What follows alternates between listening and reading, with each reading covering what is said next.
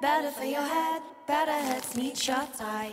So one of the nice big surprises here at Gamescom this year, I think perhaps the biggest announcement of all, is the next game from Media Molecule. And for years you've been doing Little Big Planet and sort of working on that franchise, of course, very lovely. But isn't it nice to do something new now and get to sort of show it to the world?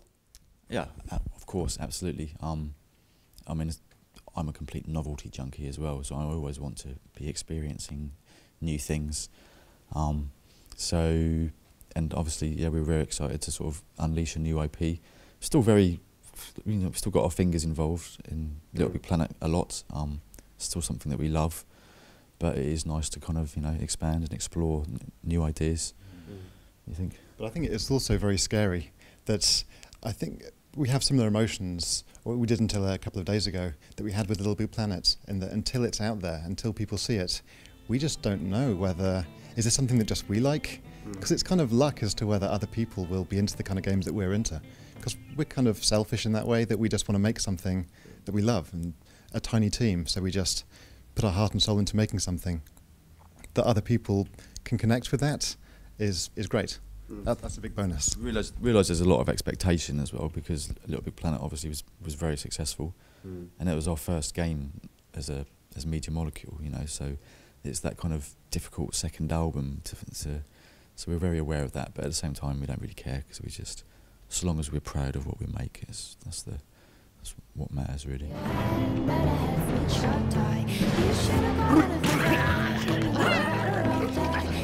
I was actually there for the announcement of Little Big Planet in San Francisco when you first showed it at GDC. When and was that actually?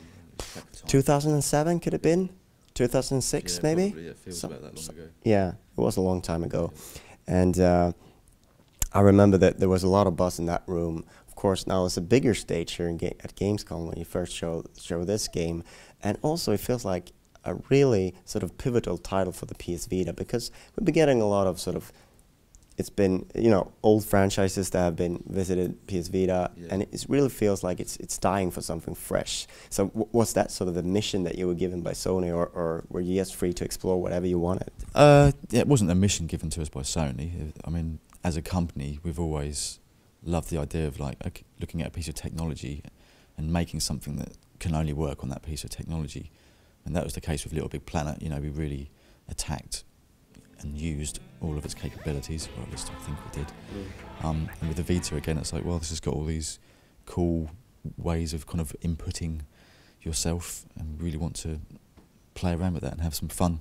So for us, it feels like we're just like lucky children that are allowed to go and play with these pieces of technology.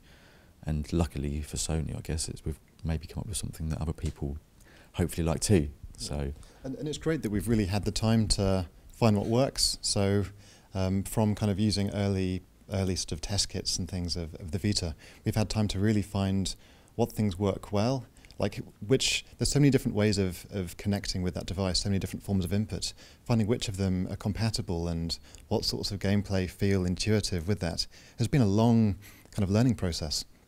I think you'll find that there's other teams as well that I hope are also learning the best ways of using the new possible interactions afforded with this device, because it really gives you kind of everything. You can take the best from the world of PS3 type of interfaces, and then take all of the new ideas from all the kind of mobile phone space of games, and really just take the best bits of both. And any games made on this device can use any of those tricks, whatever makes sense. I think with this particular game, we really are using all the types of interface, just because we love that kind of playful toy-like thing, where you really just get to do that whole tactile thing. You're really kind of grasping the world in your hands, and you're shaking it, and you're sort of getting your fingers almost literally in there. I don't think that's necessary that other games will need to work in the same way, but I hope there's other new discoveries being made, especially of course with the back touch. I think we found 2 or 3 really compelling uses of it that feel very natural and fit this connection between you as the god and this small fragile paper character. I think it's we're seeing other games discover other new things, and that's really exciting. I think it always takes a while for a piece of hardware to kind of, or for people using that hardware to really find out its kind of hidden secrets and kind of exploit it. I mean, I even think back to Commodore 64, which most people probably won't even have heard of, but back in the 80s. My first home computer. Yeah, me too. I mean, you know, that probably had a longer lifespan than most consoles do these days, but I mean, it wasn't until near the end that people were working out how to even fully exploit the hardware, for example. You know, and even now, people are still finding new things to do on it. So it's inevitable that the first sort of run of games are not going to necessarily use it to its full potential, I think. And there was such a variety of things to do as well. I think maybe a little bit overwhelming as well, because you know, you have to pick and choose where do you want to use this and what do you want to do, and maybe some wanted to do a little bit too much, or you know. Yeah, I mean, there's a temptation with a new piece of hardware, especially if you're taking like an old existing game, to think, well, how do we use all of these new features in our old game, which sometimes can work, but quite often doesn't work, I think, because it can feel a bit bolted on and it's just using it for the sake of it. Whereas obviously what we've done is kind of done that the other way around. And we have ended up using most of the features in it, but not because we felt we had to, just because we really wanted to, because we just found things that seemed to fit in and work together. So, yeah. So the Play, Share, Create moniker is sort of almost as synonymous with Media Molecule as Little Big Planet. Does it fit into Tearaway in any way, and how would you say that it fits in that way? Or yeah, I think so. There's this sort of, it's almost a genre of kind of creative gaming, or perhaps genre isn't the right term. I mean, Little Big Planet, it's a creative game, but it's also a platform game. So historically, we've just been interested in creativity. We like making games. We like making other things. So it just comes across in the things we make. I think, with Tearaway as well, definitely that sort of urge to empower the players to not just create, but also have these kind of very empowered experiences. So these sort of godlike interactions that we have are a part of kind of giving players that degree of expressivity. But then also there are some more obviously sort of creative gaming things, such as the character customization, where in a paper world you're not just selecting from different hats, you're making everything you want. It's just bits of paper that you can cut and fold and tear. So that's a huge amount of empowerment.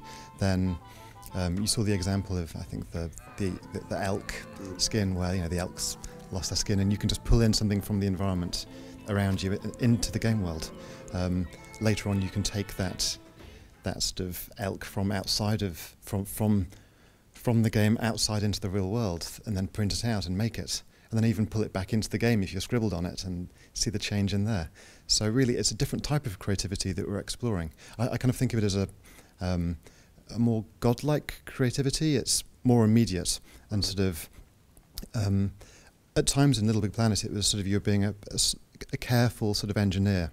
It would sort of take time and really focus on that. I think with this we're looking at ways of really more connecting it with the play experience, so that you can be kind of jumping from playing, then doing a bit of create, and then back to the play, and never really think about the fact that you've been tricked into creating something. All right, so it's definitely, it is a very different game to Little Big Planet. It's not Little Big Planet with paper graphics, basically. It's you know, it's not Little Big Origami. No, not at all. No, and it's been really important for us to feel like liberated. I think that's this sort of second album thing, where the danger would be to try and repeat what we did with Little Big Planet, and that's certainly not been the goal. I think that some of the themes of Little Big Planet come through is just because there's certain types of things we like to make or things we like to play. But yeah, the aim has been to make an entirely new world with its own rules and its own ideas about what creativity is. So is there a lot of origami going on in the office? Are you folding a lot of papers and doing that? Yeah, the office is a complete fire hazard at the moment. It's the concept art, which traditionally in the sort of gaming industry would be people sketching on paper and things. There's none of that. We're making things out of paper, and then the artists are translating that in game, actually using like virtual paper folding, which is great because all of the assets in the game are very authentic and that they can genuinely be made out of paper. I assume there's going to be a problem of sort of filing that and sort of keeping track of all the art. That's not my problem, somebody else's problem. So is everyone taking part in the origami? Is it just our team, or is everyone getting involved with it? No, I think it's taking over. But also in a place like Media Molecule, there isn't such a clear separation between the artists and the programmers and the designers. Really, most people, a lot of people can do some coding and some art and have ideas about games. And really that's where it's exciting that, you know, we don't need to kind of put labels on people. Everyone's trying to make this game in whatever way we can. And yeah, I think most people in the office have tried making things out of paper. It's actually brought out, there's one of the guys at work, is that Tom. He's our kind of community manager, web developer guy. And he's a real closet Papercraft guy, apparently. We didn't know this, but he kind of dipped his toe in and made a few little things out of paper. And we were like, oh, that's cool. And then he kind of just opened the floodgates. And apparently at home he's got cupboards full of all the types of paper you can imagine. And he's just like totally in heaven, I think. It's just made a whole, like, I think the level that we used in the announcement, we actually have that all physically built at work, just laid out on a big table. It's a new way of game testing, right? Yeah. Yes. We just need to work out how to make a little remote control paper man. We've not quite figured that one yet, but and I think paper is this really exciting medium, because so far lots of the visuals that you've seen have been very much a kind of a Western type of papercraft, in that it's cut out and folded and glued. But so often we talk about origami, but there's actually very little origami currently in there. But so for the different environments that you're travelling through, the world has many different styles of papercraft, sometimes many layers of paper glued together to make kind of thicker structures. There's all different, many different cultures have different approaches to that. So we're hoping that we can really incorporate these different ideas and show how versatile this seemingly simple notion of paper can become. Because it seems like a pretty flat idea. I mean, you know. well, there's paper mache too. Don't forget. Don't know if we've thought about that one, but that's hard to get that to look right on a computer. It can just look like really badly modelled assets. You know, very textured. Yeah, exactly. That's the thing when you're trying to emulate materials like paper and things. You've got this uncanny valley danger. Because actually for, like, early on in the development, there was a sort of stage when the game kind of looked similar to how it does now, but we kind of thought, yeah, it looks like it's made out of paper, but because we knew that was the idea. But to anyone who wasn't in on the idea, they just thought it looked like low poly and a bit old school. But so it's actually been there's been a lot of effort into actually making it, although it's quite a simplistic look on the surface of it, there's actually a lot of technology in there to really try and get that paper look out. And a really large part of getting the right paper look is just the way it moves. You know, it's like if something sounds like paper and it moves like paper, then it makes it even more believable. And that's been a real exciting challenge from the sort of game design and level design point of view, that there's kind of these standard tropes of game design of kind of floating, moving platforms, and that we had those there to begin with. And then every so often we'll go, wait, it's a world made of paper. And then we have to kind of throw away some stuff which have been going down the wrong way, and then bring it back and say, well, in a paper world, how would you make that kind of game mechanic? And then it really feeds back into the gameplay, and it makes sure that the visual style really feeds back into the feel of the game and how it feels to hold. Our sound guy, Kenny, has been sort of tearing his hair out there, isn't he? Sort of like, well, how many different sounds can I get out of a bloody piece of paper, for God's sake, you know? So I think he's going to have to use a bit of artistic license there.